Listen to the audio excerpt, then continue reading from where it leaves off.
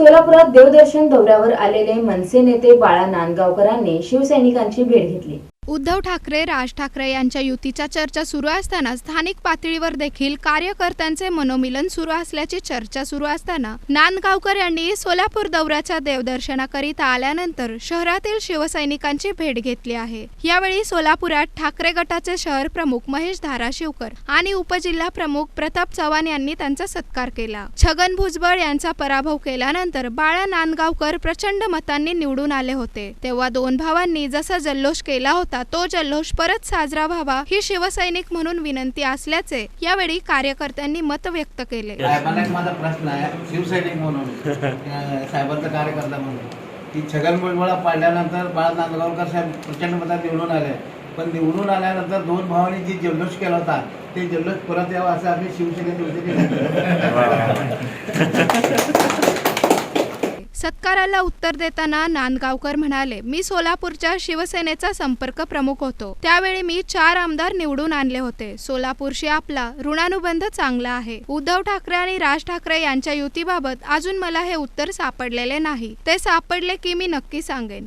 तुमच्यासाठी, तुमच्या माहितीसाठी सांगतो, या सोलापूर जिल्ह्याचा मी शिवसेनेमध्ये ज्यावेळेला होतो त्यावेळेला सोलापूर जिल्ह्याचा संपर्क प्रमुख म्हणून मी आलो होतो।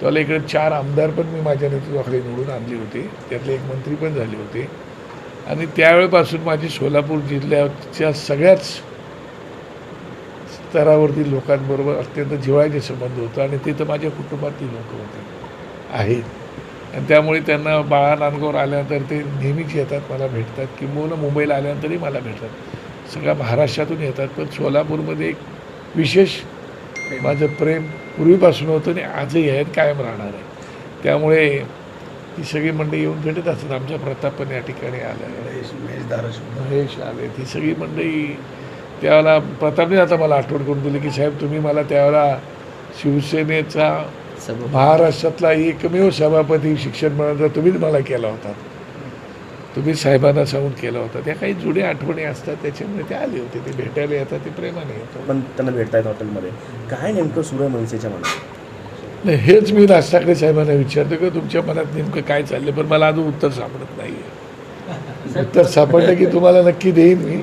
त्याची चिंता करू नका। मात्र हिंदी भाषा सक्तीविषयी प्रश्न विचारला असता त्यांनी हिंदीची सक्ती यावर आमची बैठक झाली असून त्यात हिंदीला विरोध करण्याचे ठरले आहे। उत्तर प्रदेशात जर मराठी घेत नाहीत तर मग तुम्ही हिंदी का लादत आहात, असा सवाल त्यांनी यावेळी केला। आज मी नाही आहे तिकडे, परंतु बैठकीला कालच आमची बैठक झाली आणि त्या बैठकीमध्ये पूर्णपणे हिंदीला विरोध करायचा, हिंदी भाषेविषयी आमचं काही वावडं नाही, परंतु ती राष्ट्रभाषा नाही, ती राज्यभाषा आहे आणि संपर्क भाषा आहे। त्यामुळे कोणत्याही राज्यावरती कुठलीही भाषा सक्ती होता कामा नये।